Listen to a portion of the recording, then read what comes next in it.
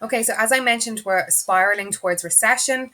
If you remember from the Lynch slides, there was the miscalculation of the outcome of the plans. So they predicted that GNP growth would be 5%, but it's actually only 2.5%. So there's a massive miscalculation there. Economic instability because of reckless budgets. There's increased inflation. Unemployment is now at 100,000 in 1981. Massive national debt. So there is a mixture of elements that are going to bring about economic decline. So the second element, so we have the economy in decline, recession, bad. Then we have Anglo Irish relations. Okay, so don't forget, it's the 1980s. There are lots of attempts towards solving the troubles and lots of attempts towards peace in Northern Ireland. And the government of the Republic is part of that negotiation triangle. So Haughey, as we know from the Armagh trial, is pro-Republican. He's eager to end partition. He builds a relationship with Thatcher. They're both elected around the same time. And they're both elected around the same time for the first time. And he admired and feared her. The first summit between Thatcher and Haughey is in May 1980, and they established a good working relationship. The next summit, they agree on the totality of relationships, which paves the way for the Anglo-Irish Agreement. Now, Haughey messes it up.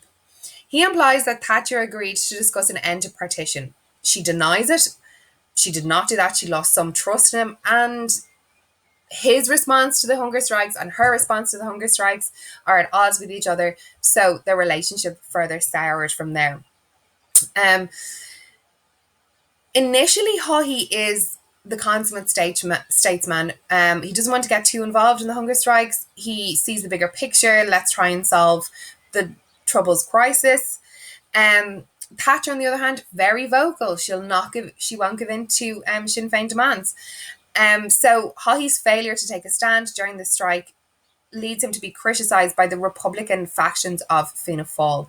So there are lots of anti-Haughey factions around Fianna Fáil, not to mention the fact that the Irish people are also trying to encourage the government to end the hunger strikes. So there's a general election intended for the spring of 1981. The Stardust tragedy halts it or delays it, and the hunger strike. So there are two major issues. There's the Stardust tragedy, where 40 teenagers die in a nightclub fire, and we have the hunger strikes. So that puts a halt to Haughey's gallop for the election of February 1981. It occurs later on in June 1981, but Fianna Fáil are out. We could have predicted that. We saw economic decline, high unemployment, high immigration, disastrous budgets, high inflation. All of those elements coupled together eventually lead to a lack of faith, a lack of trust in the existing government, and there's a switch to the other side, and that other side is a Fine Gael Labour coalition.